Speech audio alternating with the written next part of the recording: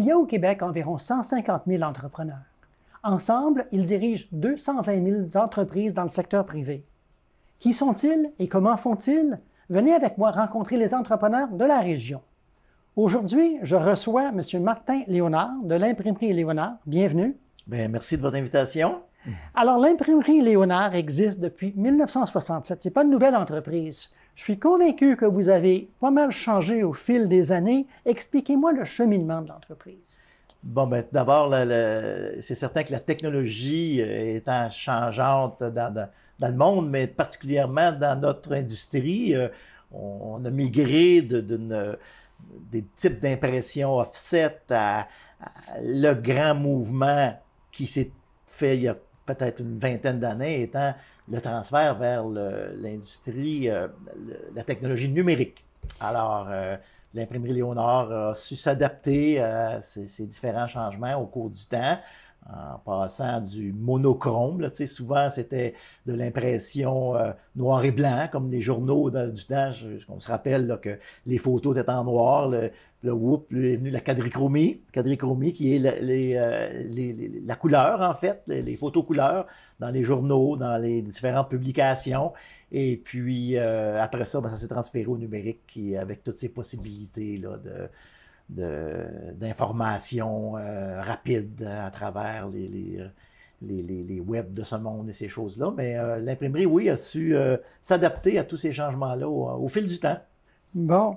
Et maintenant, une des adaptations, c'est que vous offrez plusieurs services aussi. Vous avez graphisme, des logos, des menus, des publicités, toutes sortes de choses. Qu'est-ce que ça prend pour coordonner tous ces services-là? Parce que vous n'êtes pas juste une imprimerie. Ben non, en fait le mot imprimerie, même à un moment donné, on se questionnait, est-ce qu'on garde vraiment encore le mot imprimerie? Parce que les jeunes générations qui poussent connaissent le mot imprimerie, mais ne savent pas du tout ou presque d'où ça vient, d'où c'est Gutenberg, ces choses-là. C'est comme de l'inconnu un peu pour eux. Alors, c'est bien sûr que nous autres, ayant une banque de clients énorme, notre défi, en fait, c'est que pour coordonner tous ces types d'impressions-là, parce que ça demeure de l'impression. C'est pas l'imprimerie traditionnelle, mais l'impression sur le vêtement, l'impression que ce soit sur le grand format, les affiches, l'affichage. Alors, c'est d'établir, surtout trouver les bons équipements qui peuvent produire les bons produits, en fait. Et puis, après ça, c'est bien sûr nos bons employés qui sont avec nous depuis longtemps. Là, on aime beaucoup garder l'atmosphère familiale de l'Imprimerie Léonard.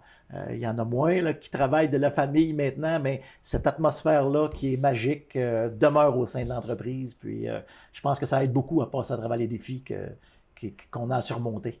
Et on reviendra à ça dans un instant, mais je voudrais juste revenir un peu sur tous les changements qu'on a vus dans le domaine de l'imprimerie. Comment on fait pour savoir qu'une technologie va pogner, qu'elle va être la bonne? Écoute, Daniel, c'est sûr, question de feeling, question de connaissance de notre produit. On assiste fréquemment à tout ce qui est les salons dans l'industrie, qu'est-ce qui s'en vient, que ce soit aux États-Unis, en Europe. On suit ça dans des publications spécialisées qui s'adressent à notre domaine. On essaie de voir le feeling de ce qui s'en vient, mais il y a des tendances lourdes à un moment donné qui se profilent. Puis, c'est comme ça qu'en 1995, on a ouvert, à partir de l'imprimerie, un centre de copie numérique. Alors là, on faisait déjà une première démarche importante envers la numérisation. C'était d'ouvrir un centre de copie qui était séparé de l'imprimerie traditionnelle. Puis, je vous dirais que les gens qui sont demeurés un petit peu à l'arrière pour différentes raisons, ont malheureusement sont fait éloigner du marché, puis éventuellement ont dû fermer leurs portes. Mais nous, pour une entreprise en région, quand même, on est à 125 km de Montréal, mais on a su suivre ces tendances-là, puis c'est un peu le feeling de jeunes entrepreneurs de 35 ans, de dire « Hey, c'est ça qui s'en vient », puis on y va. Alors, c'est comme ça qu'on a passé au numérique, pour maintenant avoir 3 centres de copie numérique dans la région. On a Mont-Tremblant, mais on a aussi Sainte-Agathe et Sainte-Adèle. Alors, on a fait des petits avec cette technologie-là, puis ça a été pour le très grand bien de l'entreprise. Quand on prend de l'expansion comme vous l'avez fait, il faut trouver du financement. Quand on achète des nouveaux équipements, il faut trouver du financement. Ce n'est pas toujours facile pour les entrepreneurs. Quelle est votre expérience de ça? Bien, disons que, effectivement, c'est pas facile. Il faut vraiment prouver notre rentabilité. La façon de gérer, de suivre. On dit tout le temps, écoutez, l'argent ne sort pas de nos poches, l'argent sort de l'entreprise. Ça veut dire qu'il faut que l'entreprise s'autofinance, il faut que l'entreprise soit capable de pallier à son financement, parce qu'effectivement, des grands partenaires là-dedans, c'est nos banquiers. Bon, dans notre cas, permettez-moi une petite annonce, c'est la Caisse Desjardins. Alors, nous sommes très social, hein? On est très impliqués dans notre communauté, puis ça faisait de soi de faire affaire avec un bon directeur de compte, et puis après ça, ben, le reste s'ensuit. Non, mais je pense que vous soulevez quelque chose qui est important. C'est une entreprise, en général, peut établir une bonne relation avec une banque ou une institution financière. Et cette relation-là, sur du long terme... Oui, absolument, c'est essentiel, je le crois. Moi, dans ma carrière, parce que je ne suis pas le premier à avoir lancé l'imprimerie Léonard, on peut y penser, là, c'est 55 ans cette année d'opération, mais depuis tout le temps que je suis en affaires, je suis avec la même banque. Quelques directeurs de compte qui ont changé, mais c'est vraiment essentiel d'avoir vraiment une entente qui se doit là. Mais des gens qui vous connaissent, qui connaissent vos affaires, puis un peu, là, vous savez un peu à quoi s'attendre. Absolument, absolument. Aussi, parlez-moi de vos employés, parce que vous avez commencé à soulever la question, la notion un peu d'entreprise familiale, mais ce que vous faites a changé beaucoup au fil des années. Je suis convaincu que les compétences nécessaires pour bien fonctionner ont changé aussi. Comment on gère ça, cette transformation-là technologique chez les employés?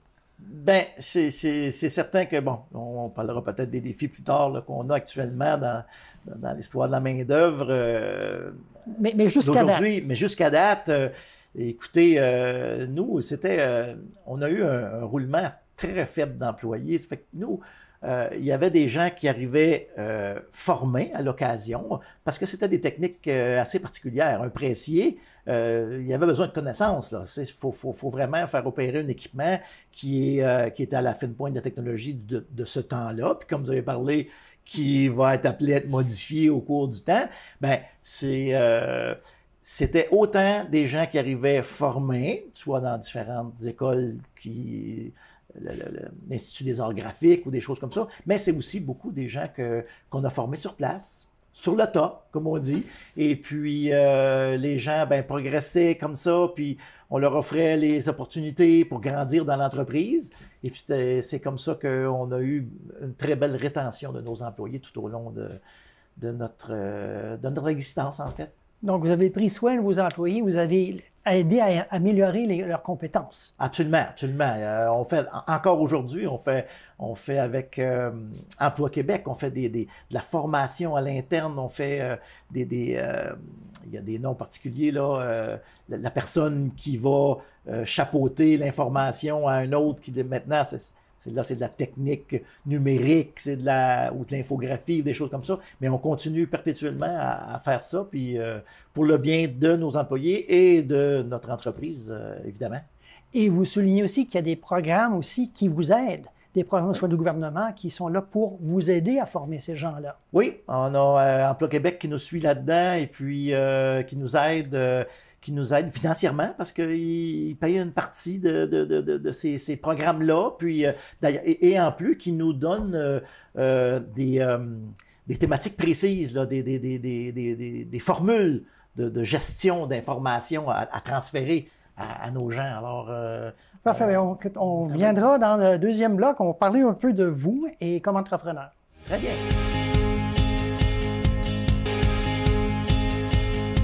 Nous voici de retour avec Martin Léonard de l'imprimerie Léonard à Mont-Tremblant. Rebonjour. Rebonjour, Denis. Donc, on va parler un peu de vous comme entrepreneur. C'est quoi un peu là, votre histoire? C'est une entreprise familiale, je présume? Oui. Vous êtes entré là comment? Bon, écoute, c'est l'histoire de la vie, mais ça se raconte assez facilement. Puis c'est très intéressant, en tout cas pour moi, puis de le raconter. En fait, l'imprimerie Léonard a été lancée par un de nos oncles, un de mes oncles qui s'appelait Gaétan Léonard. Et puis, avec sa famille, son épouse, il appelait ça Imprimerie Mado, qui était le nom de tante Madeleine, qui est le diminutif, si tu veux. Imprimerie Saint-Jovite, Imprimerie Mado. C'est devenu vraiment Imprimerie Léonard en 1967, mais ça avait commencé un petit peu avant. Et puis, mon Gaétan, il y a eu un accident tragique, et puis là, ben, ça a laissé comme un vide. Ma tante était institutrice, et puis elle a décidé de vendre l'entreprise. Puis, mon père, un de ses frères, un autre de mes oncles, et mon beau-frère ont décidé d'acheter l'entreprise. Ça, c'était en 71, c'est ça. Et puis, de là, le flambeau a commencé à se passer dans la famille. Moi, bon, j'allais à l'école, petit gars du coin, cégep, bon. Mais à un moment donné, je m'ennuyais du coin, j'aimais la région. J'ai trouvé l'amour qui depuis 42 ans avec mon épouse Lisette. Alors, j'avais décidé de revenir au village de Saint-Jovite.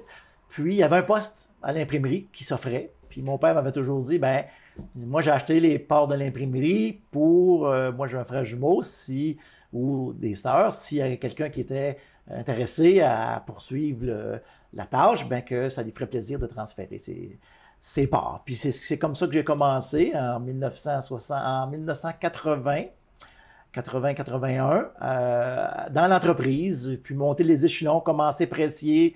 J'avais suivi un petit cours au cégep en technique d'impression. Alors j'avais une base, j'étais 1 an en technique d'impression, j'étais pressier. J'ai sorti de l'école et puis là, ben, la presse à journaux est devenue disponible, parce qu'on imprimait les journaux locaux, nous, ici, dans la région. Alors, on a besoin d'un poste là, puis après ça, ben, hop, aux achats, puis différentes étapes là-dedans pour en finir que rachat des parts de mon beau-frère, rachat des parts de mon autre oncle, puis pour que je devienne le propriétaire actuel là, de l'entreprise. Là. Alors, c'est un peu mon histoire. C'est quand, à travers tout ça, vous avez senti que vous avez le goût de diriger une entreprise? J'ai toujours été, Daniel, j'attendais, puis je veux pas, j'en pense, mais j'ai toujours été meneur, toujours été d'actualité. Moi, en 5e année, j'ai fait signer une pétition parce qu'il y avait un professeur qui maltraitait un de nos confrères. Puis, alors, j'ai toujours aimé, je vous dirais, diriger, donner mon point de vue, amener mes idées, et puis... c'est ça, j'ai eu ça depuis le début, que je savais que je voulais aller à la tête de cette entreprise-là. Et qu'est-ce qui fait que vous avez du succès? Quelles sont les caractéristiques que vous avez qui font que ça marche? C'est sûr qu'on vient d'une génération, le travail, hein, le travail, être au poste, être à l'affût, justement, comme on a parlé dans le premier bloc, des nouveautés, s'occuper de nos employés.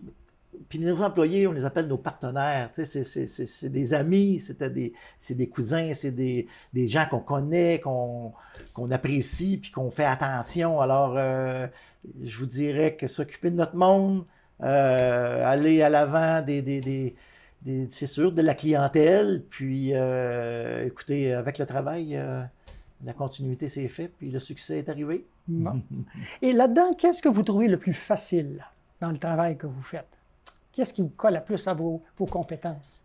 C'est sûr que moi, pressier de formation, puis j'ai toujours aimé me lever pour aller travailler. OK? Ça fait que pour moi, il faut que je décide qu'est-ce que j'aime mieux entre le mieux, parce que j'aime tout ce que je fais, ce que j'ai fait dans ma carrière. Oui, mais dans quoi êtes-vous bon? Qu'est-ce qui est plus facile pour vous? Ben, c'était très facile d'être exécutant. Hein? J'ai été exécutant là, les 5-6 premières années, tout simplement, à faire fonctionner des équipements. Puis, ça glissait très bien. Je trouvais des nouvelles même façons de faire. Et puis, mais après ça, la direction des gens, je suis d'un côté très humain. Alors, il y en a, dans ma carrière, il y en a qui m'ont dit que je n'étais pas un bon boss. Ben, je me dis pourquoi? Ben, ils ont dit... t'es trop généreux, t'es trop près de tes employés, J'ai peut-être sacrifié quelques dollars en cours de route, mais j'ai toujours pensé que ça nous revenait pour l'entreprise, pour moi-même, pour les relations humaines, pour le bien de tout ça. Fait que ça, c'était une facilité pour moi d'être convivial avec nos gens, puis aussi avec la clientèle, tu sais, bien s'entendre tout le temps. L'animosité, moi, j'aime pas ça, me chicaner. Alors, des fois, on sacrifiait quelques petites occasions peut-être, mais je pense, à la fin, pour le mieux. Puis, le contraire de ça, qu'est-ce que vous trouvez difficile dans ce que vous faites? Bien, qu'est-ce qu'on trouve difficile? C'est que des fois, il faut prendre des décisions, même si on est très humain puis très... qui, on sait, peut-être peut faire de la peine à des gens, peut-être peut occasionner... tu sais, on a eu des...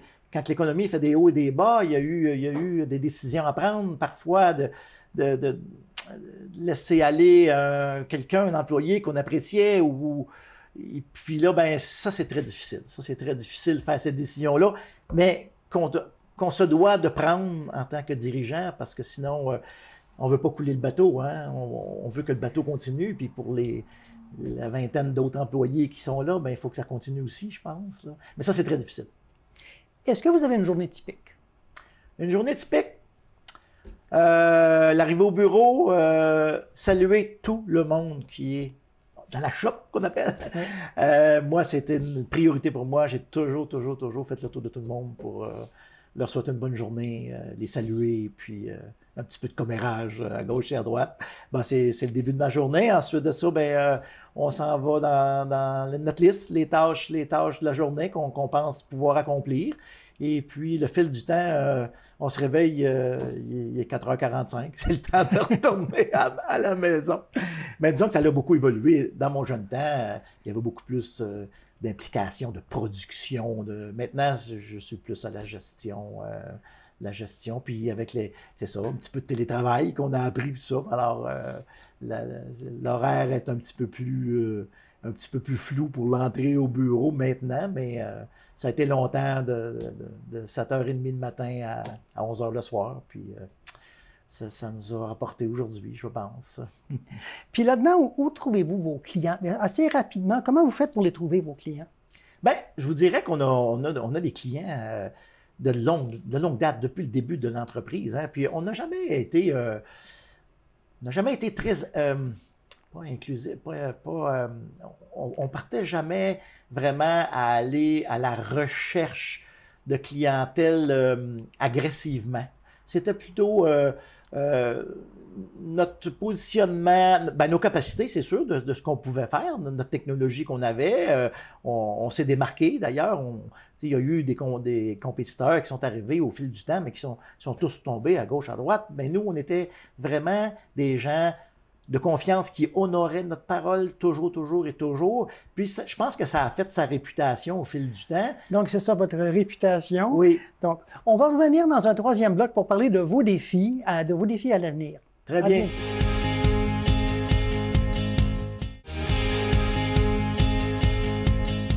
Nous voici de retour avec Martin Léonard de l'Imprimerie Léonard. Re-bienvenue. Encore une fois. Alors, je voudrais parler un peu des défis auxquels vous faites face à l'Imprimerie Léonard. Quels sont les défis selon vous en ce moment?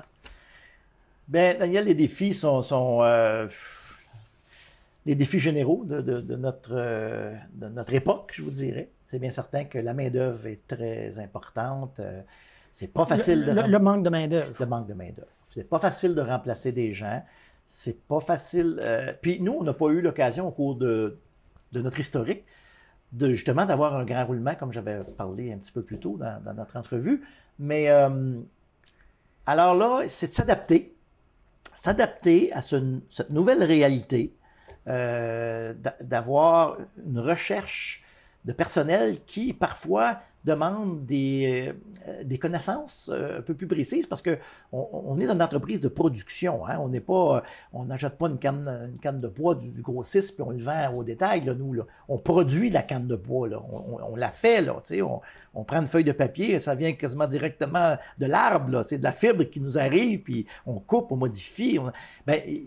On doit rechercher alors cette connaissance-là chez des futurs employés. ce qui n'est pas facile. Il y en a de moins en moins, comme on parlait tantôt, des imprimeries traditionnelles. Par contre, le numérique nous a apporté une autre vision de l'affaire, c'est que les jeunes qui poussent, ben, les ordinateurs, ça leur fait pas peur, ça nous donne l'occasion d'avoir un plus grand bassin de potentiel personnel. Et puis, ben là, on s'aperçoit qu'on a plus de fun. Tu sais, c'est moins difficile d'avoir ces gens-là. Mais c'est un défi absolument, cet aspect-là. Un autre aspect majeur des défis qu'on a, ben, c'est de s'adapter à cette fameuse technologie qui évolue à vitesse grand V. Qu'on se dit, ben, il faut toujours être à l'affût, il faut savoir où on s'en va. Puis c'est pour ça qu'on imprime toutes sortes de produits maintenant. Alors, que ce soit une tasse, que ce soit des objets publicitaires, que ce soit une casquette, des manteaux, du grand format. Puis tout ça, ben, c'est d'avoir le bon espace, le faire savoir aux gens qu'on a changé, qu'on offre plus de choses, tu sais, le faire savoir à tout le monde. Parce que des fois, mes amis me disent « Ah, qu'est-ce que vous faites, là, vous autres, l'imprimerie? » Ah, ben l'imprimerie, ben, on a un chiffre d'affaires d'encore environ 2,5 millions de dollars canadiens. Ben, je vous dirais qu'on en fait pas mal des choses, là, encore, tu sais, que ça parte comme traditionnellement encore de l'enveloppe ou de l'état de compte, des choses comme ça, à aller jusqu'au tout nouveau produit, bien, c'est un défi pour nous autres d'être à l'affût de ces nouveaux produits-là pour pouvoir les offrir aux gens. Et services aussi, parce que je pense que vous êtes dans les communications jusqu'à... Oui, c'est bien entendu. On produit, dans les services, on produit des logos, on travaille du côté de l'Internet. On est dans les communications, ça a été un petit peu plus difficile à cause de la pandémie. Ça nous a occasionné effectivement un défi très important. C'est que il y a eu moins de manutention demandée, puis ça. Alors nous, on produisait les guides touristiques de la région.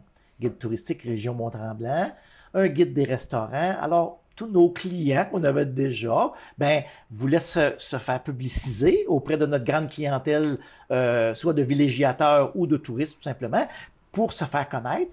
Et puis, on offrait ces services-là. Là, on est un petit peu en pause là-dessus. On va voir ce qui va arriver au fil du temps, mais c'est de s'adapter à toutes ces choses-là là, qui est notre défi. Si je vous donne une baguette magique pour votre entreprise, vous feriez quoi avec? Bien, la baguette magique, puis je suis dans une étape où il faut envisager le changement, mais il faut avoir des repreneurs. Vous savez, l'entreprise existe depuis 55 ans. Mes enfants ont étudié à l'université les trois. Bon, j'ai peut-être trop travaillé, mon épouse également. Bon, l'imprimerie, c'est pas pour eux. Mais je donnerais un petit coup, puis j'aurais des bons repreneurs qui feraient continuer le flambeau de l'imprimerie Léonard pour encore de nombreuses années. Puis c'est ce que j'aimerais. Donc, ça, c'est la relève. Et je pense qu'il y a beaucoup de gens pour qui c'est en fait une question d'actualité. Oui. Comment on fait pour faire connaître qu'on voudrait éventuellement peut-être passer le flambeau? À part d'en parler à ses enfants à la table de souper. Oui, c'est ça. Ben, c'est pas évident. C'est pas évident. C'est bien entendu que on peut regarder auprès des gens qui sont impliqués dans l'entreprise. Ça, c'est déjà une étape très importante. Les repreneurs peuvent être de mes directrices, de mes gens en direction de la production, des choses comme ça. Ça, c'est une étape qui doit être expliquée ou offerte aux gens en place qui connaissent très bien l'entreprise. L'autre affaire, ben, c'est ça. Nous c'est quand même particulier comme créneau. Alors, c'est pas donné à tout le monde de dire, ben oui, c'est correct, je vais prendre la relève dans une boutique de linge ou dans, je sais pas, d'autres types de commerce. Mais dans notre cas, c'est peut-être de regarder les gens qui sont déjà dans le domaine et puis qui seraient peut-être intéressés à grandir par le biais de notre entreprise qui continue à aller bien. Alors, donc, ça veut dire peut-être vendre à quelqu'un d'autre Ben, il va falloir faire quelque chose à un moment donné. Fait que oui, il va s'agir d'une vente. Puis, mais ça sera... Ou peut-être que quelqu'un qui nous écoute aujourd'hui va dire « Tiens, voilà, voilà l'occasion. » Il pourrait nous contacter. On a plein de choses à jaser. Puis, c'est bien entendu qu'on n'est pas éternel. On ne pourra pas être là tout le temps. Alors, Quand on regarde l'avenir, une entreprise comme la vôtre, une imprimerie, c'est quoi? Qu'est-ce que vous envisagez comme l'avenir? Mettons là, que les questions de relève sont réglées, là, mais Qu'est-ce que vous envisagez comme l'avenir de ce domaine-là en particulier? Bien, je vous dirais, Daniel, il y a tellement de... Il y a des gens qui poussent et vous dire « Ah, il n'y a plus de papier, ça n'existe plus de papier. » Puis je vous dirais, actuellement, on a de la misère à s'en procurer du papier parce que trop de gens en veulent du papier encore. Et puis, quand la pandémie a commencé, là, nos centres de copie, il y avait des demandes. Là. Les gens qui faisaient du télétravail n'allaient plus au bureau. Mais de la demande pour imprimer là, toutes sortes de documents qui demeurent importants, puis qui demeurent, je pense que ça va durer dans le temps, puis je vous dirais, s'adapter à ce qui se passe technologiquement, mais en même temps, le papier va rester pour des décennies, des décennies. C'est convivial. Un papier, on dirait, c'est pas humain, mais c'est un sens. Tu sais, que ce soit les livres, il y a encore beaucoup de gens qui Il y a lisent. une odeur, il y a un toucher. Oui, absolument, absolument, absolument. Les gens, quand ils viennent, tu sais, on a un secteur touristique, nous, on se le dit, quand ils viennent ici, ils n'ont pas tout le temps le goût de rouvrir encore leur téléphone cellulaire. Non, ils aiment ça, se reposer près du feu de foyer à l'hôtel, à feuilleter des images, des choses qui les allument, c'est des choses qui sont autres que ce qu'ils vivent dans leur quotidien de stress. Alors, pour conclure, et assez rapidement, si vous aviez à donner un ou deux conseils à des gens qui veulent se partir en affaires, qu'est-ce que vous diriez? Bien, je vous dirais, le dévouement auprès de son entreprise est capital. Il ne faut pas aller trop vite, il ne faut pas monter une échelle au 5e barreau pour commencer. Ils disent tout le temps, ça prend 5 ans à partir d'une entreprise. Alors, faites les choses comme il faut, mais à votre rythme. Alors, ne pas penser au rythme des gens qui sont à côté de nous ou des gens en avant ou en arrière. Je pense que l'important, c'est vraiment d'aller à son rythme et puis de s'entourer des bonnes personnes, que ce soit les banques, comme on parlait tantôt, avocats, ces choses-là, mais se consacrer à son entreprise à son rythme. Parfait. Ce sont des bons conseils. Merci. Alors voilà, notre temps est écoulé. Je remercie M. Martin Léonard de l'Imprimerie Léonard. Ici Daniel Drolet pour TVCL. Je vous invite à regarder nos émissions et à nous suivre dans les médias sociaux. À bientôt. Plaisir.